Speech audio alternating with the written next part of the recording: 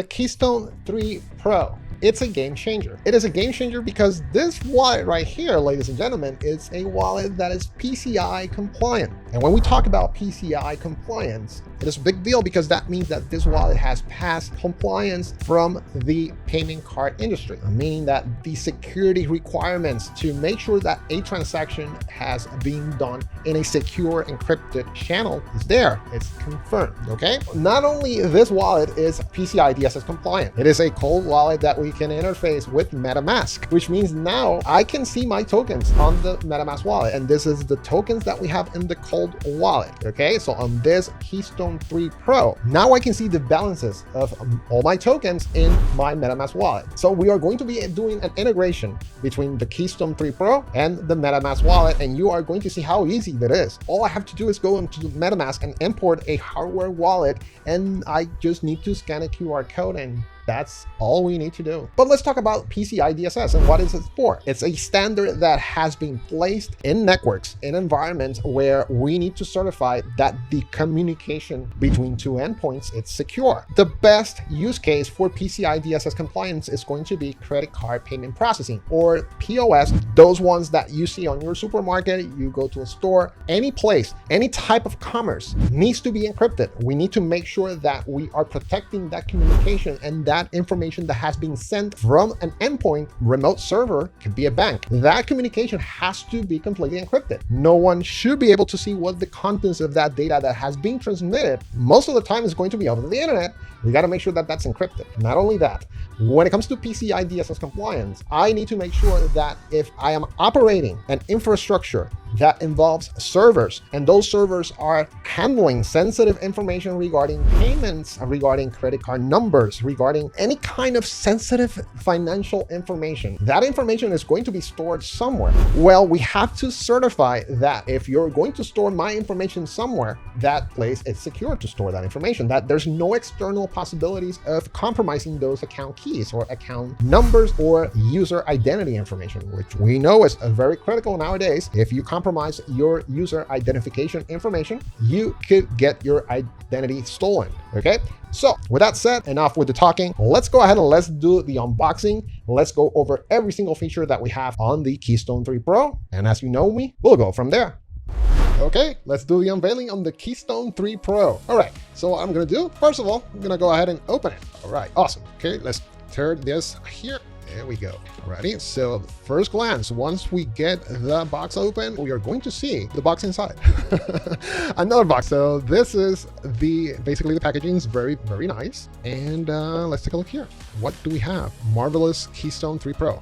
We can see right off the bat, very clean, very nice, very stylish. Okay, you got fingerprint sensor right here, and you can actually insert an SD card over here. Let's see what else do we have. A USB-C to connect the wallet onto a port for charging. And we have the owner's manual, and we have all the documentation that we need to go through. Okay, so your C phrases are going to be provided once you turn on, and we'll go through it. Once I turn on the wallet, what this comes with, it's a set of cards so that you can write up the C phrases and store them in a very safe location. Remember, with the C phrases, we can have access onto the wallet. So you want to make sure that this is stored in a very safe place. So this, oh, check this out. This is very clever. You have this sticker. So this sticker comes with the package, with the wallet. So all you have to do is you have to stick this onto the wallet box. Check this out. This is super cool. And what you do with this, once you stick it here, the other end is also going to have a glue. So all you have to do is you stick this under your desk, and sure enough, you have a small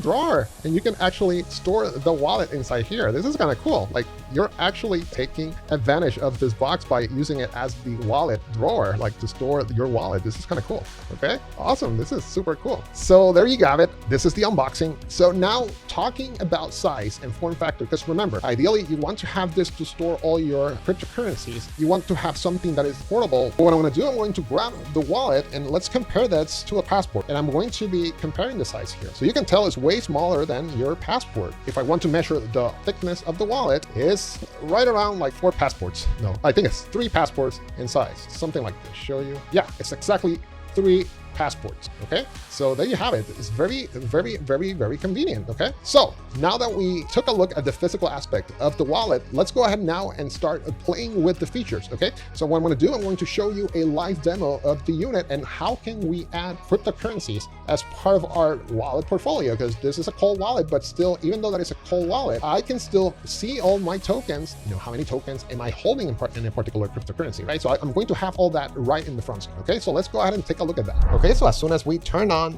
the wallet, the first thing is we just press this arrow right here, and now we obviously select the language, which is going to be English. Now this is very important because we need to validate that this wallet is authentic. So we have to make sure that the wallet can be verified and we can guarantee its authenticity. So what I'm going to do, I am going to verify this device by logging into the Keystone site, and we will be scanning the QR code. Once we scan the QR code, we should be greeted with a verification code, okay, which we will input in the Keystone's website. So we'll go ahead and type that verification code. Then once I'm done, I'm just going to hit verify, and if everything is good, we should confirm that this device is secure, it's authenticated. Okay, awesome. So now we just click success. Okay, so now we can upgrade the firmware right now. So we can say I want to upload the firmware via a micro SD card or via a USB, so we can actually perform that firmware update. I'm not going to do it now, I'm just going to skip, and finally we can create that new wallet. Okay, now I gotta set my passcode or my PIN codes to open the wallet. Now what I gotta do, I am going to be typing my username, or in this case the wallet name, which is obviously, you know, it's going to be net2dev. Okay, press enter and then we'll continue here. In my case, I'm just going to use the normal 24C phrase, and again, I cannot show you this. Okay, so let me go ahead and skip and we'll continue. Now we are ready to go. Now we have the wallet up and running. So the first thing that I'm going to do once I get the wallet active is I want to take a look at the device settings. So we can set up the fingerprint, we can change the PIN number. Also, a very powerful feature in the Keystone wallet. This is the only Airgapped wallet that is approved by Metamask. So what I can do now, I can go ahead and link my Metamask wallet to the cold wallet. I can take a look at my Keystone wallet from my Metamask wallet. So let's go ahead and do the entire procedure. I am going to open my Metamask app on my iPhone. Then from there, I am going to import the hardware wallet as a new account. So let me go ahead and click there. Now we are going to hit add hardware wallet. And now we need to scan that QR code that appears in the Keystone wallet and join that to my MetaMask, or like sign in with my MetaMask. So what I'm going to do, I am going to go ahead and scan that QR code from the Keystone. And now right away, I can see all my Ethereum accounts. Okay, so if I go back onto my Keystone wallet, and if I navigate to my ETH token account, I will see that I have X amount of wallets available. So I could select 5, even more than 5 wallets. I do have them available, and I can use them to store in different accounts. Okay, so in this case, I'm just going to import account 1, which on the MetaMask, it shows account 0, but it's literally account 1. And I can confirm that with the wallet ID. Okay, so right now, once I do that, once I select account 0 on MetaMask, I'm effectively importing account 1 from my Keystone wallet. And sure enough, you can see that Keystone 0, that is the first wallet that I have, it's imported on the MetaMask. So now I can see my token balances from the cold wallet in my MetaMask as well. So I have that integration. So this right here is a game changer.